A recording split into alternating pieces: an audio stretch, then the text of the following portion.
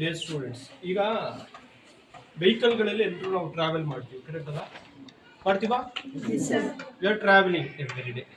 Some bike ಆಗಿರ್ಬೋದು, car ಆಗಿರ್ಬೋದು, train, ಎಲ್ಲ ವೆಹಿಕಲ್ಗಳಲ್ಲಿ ನಾವು ಟ್ರಾವೆಲ್ಗಳನ್ನು ಮಾಡ್ತೀವಿ, ಕರೆಕ್ಟ್ ಅಲ್ಲ? ನಾವು ಈಗ ವೆಹಿಕಲ್ಗಳಲ್ಲಿ ಟ್ರಾವೆಲ್ ಮಾಡ್ತಾ ಇರ್ಬೇಕಾದ್ರೆ ಕೆಲವೊಂದು ಸೈನ್ ಸಿಂಬಲ್ಗಳನ್ನ ನಾವು ಆನ್ ದ ಬೇರೆ ನೋಡ್ಕೊಂಡು ಹೋಗ್ತೇವೆ ಅಲ್ವಾ? ಹಾಗಾದ್ರೆ ಅದ್ರ ಬಗ್ಗೆ ನಿಮ್ಗೆ ಎಷ್ಟು ಜ್ಞಾನ ಇದೆ, ಎಷ್ಟು ಅರ್ಥಕೊಂಡಿದ್ದೀರಿ, ಇದ್ರ ಬಗ್ಗೆ ತಿಳ್ಕೊಳ್ಳೋಣ ಫಸ್ಟ್.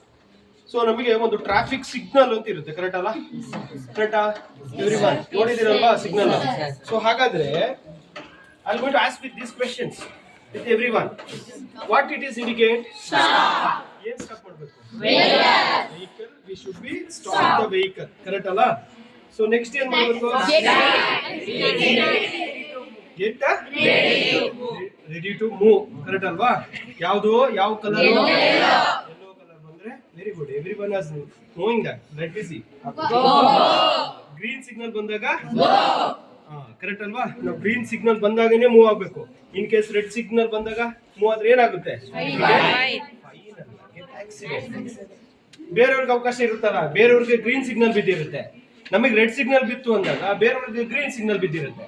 ಸೊ ಅವ್ರ ಆ ಕಡೆಯಿಂದ ಬರ್ತಾರೆ, ನೀವು ಈ ಕಡೆಯಿಂದ ಹೋಗ್ತೀರಿ, ಏನಾಗುತ್ತೆ? ಅವಾಗ ಏನಾಗುತ್ತೆ? We are happy, will get enjoy, right ಅಲ್ವಾ? ಅವಾಗ ಏನಾಗುತ್ತೆ? ಡೆತ್ ಆಗುವಂತ ಚಾನ್ಸಸ್ ಕೂಡ ತುಂಬಾ ಇರ್ತದೆ. ಸೊ ಹಾಗಾಗಿ ಅದ್ ಮಾಡಬಾರ್ದು. ಹಾಗಾದ್ರೆ ಇದು 30 ಅಂತ ಏನು?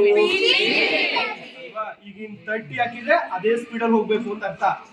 ನೋಡೋಣ 90 ಹೋಗ್ತೀನಿ ಅಂದ್ರೆ ಅಲ್ಲಿ 40 ಹೊಡೆದಿರ್ತೀನಿ, ಅರ್ಥ ಆಗ್ತಿದೆಯಲ್ಲ? ಸೊ ಇದು ಸ್ಪೀಡ್ ಲಿಮಿಟ್ ಆಗಿರುತ್ತೆ. 60 ಹಾಕಿದ್ರೆ ಆ 60 ಕಿಲೋಮೀಟರ್ ಸ್ಪೀಡ್ ಅಲ್ಲಿ ಹೋಗ್ಬೇಕಾಗುತ್ತೆ.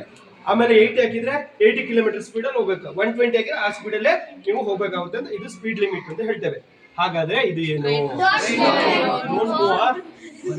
ಅಲ್ಲ, ಇದು ನೋ ಎಂಟ್ರಿ. ಒನ್ ವೇ ಅಲ್ಲ, ನೋ ಎಂಟ್ರಿ. ಏನಿದು? ಯಾಕೆ ನೋ ಎಂಟ್ರಿ? ಹಿಂಗ್ ಹಾಕಿ ಹಿಂಗ್ ಕ್ರಾಸ್ ಮಾಡಿದ್ದಾರೆ ಅಂದ್ರೆ ಈ ಕಡೆ ನೀವು ವೆಹಿಕಲ್ಗಳು ಯಾವುದೇ ಕಾರಣಕ್ಕೂ ಹೋಗಾಗಿಲ್ಲ. ಅರ್ಥ ಆಗ್ತಿದ್ಯಾ? ನೋ ಎಂಟ್ರಿ ಅಂತ ಅರ್ಥ. ಈ ತರ ಸಿಂಬಲ್ ಬಂದ್ರೆ ಅಲ್ಲಿ ಹೋಗ್ಬಿಟ್ರೆ ಆ ಕಡೆ ಫ್ರೆಂಡ್ ಇರ್ತಾರೆ ಕಾಯ್ಕೊಂಡು. ಸೊ ಹಾಗಾಗಿ ಇದನ್ನ ಫಾಲೋ ಮಾಡ್ಬೇಕಾಗುತ್ತೆ. ನೆಕ್ಸ್ಟ್ ಏನಿದೆ? One way. ಹೀಗೆ ಹೋಗಾಗಿಲ್ಲ, ಆ ಕಡೆಯಿಂದ ಬರಬಹುದು ಅಂತ. ಒನ್ ವೇ ಅಂದ್ರೆ ಈ ಕಡೆಯಿಂದ ಹೋಗೋಗಿಲ್ಲ, ಆ ಕಡೆಯಿಂದ ಬರಬಹುದು ಅಂತ. ಈಗ ಇದಕ್ಕೆ ಏನಾದ್ರು ಮಾರ್ಕ್ ಬಿದ್ದಿದ್ರೆ ಆ ಕಡೆಯಿಂದ ಬರೋಂಗಿಲ್ಲ, ಈ ಕಡೆಯಿಂದ ಹೋಗಬಹುದು ಅಂತ. ನೆಕ್ಸ್ಟ್ ಏನಿದೆ?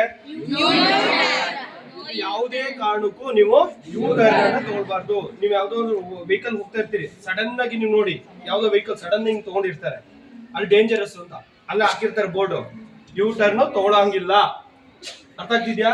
ಯೂ ಟರ್ನ್ ಅನ್ನ ತಗೊಳ್ಳೋ ಹಾಗೆ ಇರೋದಿಲ್ಲ. ನೆಕ್ಸ್ಟ್ ಏನಿದೆ? ಯಾವ್ದು? ಯಾವ್ದಿದು? ರೈಟ್. No right. ಈಗ ಹೋಗಂಗಿಲ್ಲ, ನಾನು ಹಿಂಗ್ ಹೋಗ್ತಾ ಇರ್ತೀನ, ರೈಟ್ ಟರ್ನಿಂಗ್ ಹೋಗಂಗಿಲ್ಲ, ಅಲ್ಲೇ ಬೋರ್ಡ್ ಹಾಕಿರ್ತಾರೆ ನೋ, ಈ ಕಡೆ ತಗೊಳಂಗಿಲ್ಲ ವೆಹಿಕಲ್ ಅಂತ. ಸೊ ಇದು ನೋ ರೈಟ್, ಇದು ಲೆಫ್ಟ್, ನೋ ಲೆಫ್ಟ್ ಟರ್ನ್, ಕರೆಕ್ಟಾ? ನೆಕ್ಸ್ಟ್ ಏನಿದು? ಇಲ್ಲಿ ನೀವು ರೈಟ್ ಗೆ ಲೆಫ್ಟ್ ಗೆ ಹೋಗ್ಬೋದು ಅಂತ ಅರ್ಥ, ಇದು ಲೆಫ್ಟ್ ಗೆ ಹೋಗಬಹುದು ಅಂತ ಅರ್ಥ. ನೆಕ್ಸ್ಟ್ ಏನಿದೆ? ರೈಟ್ ಗೆ ಹೋಗಬಹುದು ಅಂತ. ನೆಕ್ಸ್ಟ್ ಏನಿದೆ? It's very important. ಈ ಸ್ಕೂಲ್ ಝೋನ್ ಅಲ್ಲಿ ನಾವು ಯಾವುದೇ ಕಾರಣಕ್ಕೂ ಸ್ಪೀಡ್ ಆಗಿ ವೆಹಿಕಲ್ ಗಳನ್ನ ಮೂವ್ ಮಾಡಬಾರ್ದು. ಯಾಕೆ ಸ್ಪೀಡ್ ಆಗಿ ಮೂವ್ ಮಾಡಬಾರ್ದು? ಯಾಕೆಂದ್ರೆ ನೀವುಗಳು ಅಡ್ಡಾಡಿಡ್ಡಿ ಓಡ್ ಬರ್ತಾ ಇರ್ತೀರಿ, ಆ ಕಡೆ ಈ ಕಡೆ ಗಮನ ಹರಿಸಲ್ಲ, ಸ್ಪೀಡ್ ಆಗಿ ಓಡ್ ಬರ್ತಾ ಇರ್ತೀರಿ. ಅವಾಗ ಏನಾಗುತ್ತೆ? ಆಕ್ಸಿಡೆಂಟ್ ಆಗುತ್ತೆ. ಆಕ್ಸಿಡೆಂಟ್ ಆದಾಗ ಇಂಜುರೀಸ್ ಗಳಾಗ್ತವೆ, ಕೆಲವೊಮ್ಮೆ ಡೆತ್ ಆಗುವಂತಹ ಚಾನ್ಸಸ್ ಗಳು ತುಂಬಾ ಇರ್ತವೆ. ಹಾಗಾಗಿ ಸ್ಕೂಲ್ ಝೋನ್ ಅಲ್ಲಿ ವೆಹಿಕಲ್ ಗಳು ಓಡಿಸ್ತಾ ಇರ್ಬೇಕು. ಈಗ ನಿಮ್ ಪ್ಯಾರೆಂಟ್ಸ್ ಗಳು ಓಡಿಸ್ತಾ ಇರ್ಬೇಕಾದ್ರೆ ನೀವು ಇದೇ ಸಿಂಬಲ್ ನೋಡಿದ್ರೆ, ಅಪ್ಪ ಇಲ್ಲಿ ಸ್ವಲ್ಪ ಸ್ಲೋ ಹೋಗು, ಯಾಕೆಂದ್ರೆ ಮಕ್ಕಳುಗಳ ಆ ಕಡೆ ಈ ಕಡೆ ಬರ್ತಾರೆ, ಜೋರಾಗಿ ಬರ್ತಾರೆ ಅಲ್ವಾ? ಸೊ ಏನೇ ಆದ್ರೂ ಈ ವೆಹಿಕಲ್ ತಗೊಂಡು ಆ ಮಗುನೇ ಬಂದು ನಮಗ್ ಗುದ್ದಿದ್ವೆ, ನಾವೇ ತಗೊಂಡು ಮಗು ಗುದ್ದಿದ್ವೆ, ತಪ್ಪು ನಮ್ದೇ. ಅರ್ಥ ಆಗ್ತಿದೆಯಲ್ಲ? ಯಾಕೆ ಹೇಳಿ? ಸ್ಕೂಲ್ ಝೋನ್ ಅಲ್ಲಿ we should go slowly. Stop. ಇದು ಈಸಿಯಾಗಿ ಬರ್ತಿದೆ, ಯಾಕಂದ್ರೆ ಅಲ್ಲೇ ಬರ್ದಿದ್ಯಾ. ಸೊ ನೆಕ್ಸ್ಟ್ ಇಲ್ಲಿ ಮುಂದೆ ಯಾರೋ ರೋಡ್ ಇದೆ ಅಂತ, ಸಣ್ಣ ರೋಡ್ ಇದೆ, ಸ್ಪೀಡ್ ಆಗಿ ಹೋಗ್ತಾ ಇರ್ತೀರಿ, ಬೋರ್ಡ್ ನೋಡ್ಕೊಂಡು ಹಂಗೆ ಹೋಗಿರ್ತೀರಿ. ಏನೋ ಇಲ್ಲ ಅಂದ್ರೆ ಬ್ರಿಡ್ಜ್ ಇರ್ಬೋದು, ಇಲ್ಲಿ ಚಿಕ್ಕದಾಗಿ ರೋಡ್ ಇರಬಹುದು, ಏನೋ ಇರುತ್ತೆ. ಅವಾಗ ಏನ್ ಮಾಡ್ಬೇಕು, ಇದನ್ನ ಬೋರ್ಡ್ ಸಿಂಬಲ್ ನೋಡಿದಾಗ ನಿಮ್ ವೆಹಿಕಲ್ ಗಳನ್ನ ನೀವು ಸ್ಲೋ ಮಾಡ್ಬೇಕಾಗುತ್ತೆ. ಯಾಕೆಂದ್ರೆ ಆ ಕಡೆಯಿಂದನೂ ಸ್ಪೀಡ್ ಆಗಿ ವೆಹಿಕಲ್ ಬರ್ಬೋದು. ರೋಡ್ ಚಿಕ್ಕದಾಗಿದ್ದಾಗ ಏನಾಗುತ್ತೆ, ಸೊ ಸ್ಲೋ ಆಗಿ ಹೋದ್ರೆ ಕಂಟ್ರೋಲ್ ಮಾಡ್ಕೊಂಡು ಹೋಗ್ಬೋದಾ. ಸೊ ನ್ಯಾರೋ ರೋಡ್ ಇದೆ ಅಂತ ಅರ್ಥ. ಹಂಸ್ ಇದೆ. ನೀವನ್ನ ಕ್ರಿಶ್ ಮೂವಿ ನೋಡ್ಕೊಂಡು ಹಂಸಿಕೊಂಡು ಹಾಸಕ್ಕಾಗಲ್ಲ. ಹಾಸ್ಪಿಟಲ್ ಡೈರೆಕ್ಟ್ ಲ್ಯಾಂಡ್ ಆಗೋದು ಹಾಸ್ಪಿಟ್ಲಿಗೆ. ಅರ್ಥ ಆಗ್ತಿದ್ಯಾ? ಹಂಸ್ ಇದೆ ಅಂದಾಗ ಸ್ಪೀಡ್ ಬ್ರೇಕ್ ಅನ್ನ ಹಾಕ್ಬೇಕು ಅಂತ ಅರ್ಥ.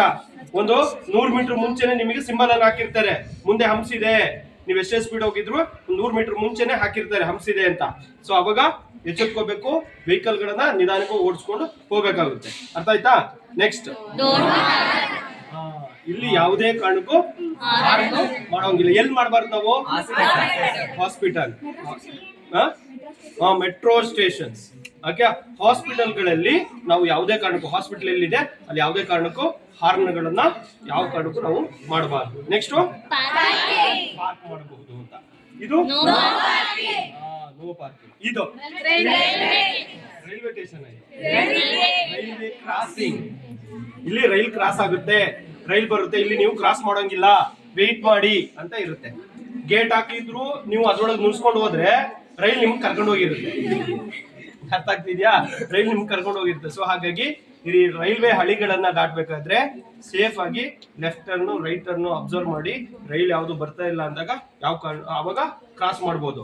ಇನ್ ಕೇಸ್ ಗೇಟ್ ಹಾಕಿದ್ರೆ, ರೈಲ್ವೆ ಗೇಟ್ ಹಾಕಿದ್ರೆ ಯಾವುದೇ ಕಾರಣಕ್ಕೂ ನೀವು ಆ ಹಳಿಯನ್ನ ದಾಟಬಾರ್ದು. ಯಾಕೆಂದ್ರೆ ರೈಲ್ಗೆ ಸಡನ್ ಬ್ರೇಕ್ ಹಾಕುವಂತ ಕೆಪಾಸಿಟಿ ಇಲ್ಲ.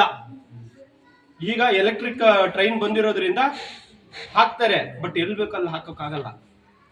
ಅರ್ಥ ಆಗ್ತಿದ್ಯಾ? ಸೊ ಹಾಗಾಗಿ ಇದನ್ನೆಲ್ಲ ಕ್ರಾಸ್ ಮಾಡ್ಬೇಕಾದ್ರೆ ಜಾಗರೂಕತೆಯಿಂದ ಮಾಡ್ಬೇಕಾಗ್ತದೆ. ಅರ್ಥ ಆಗ್ತಿದ್ಯಲ್ಲ? ಸೊ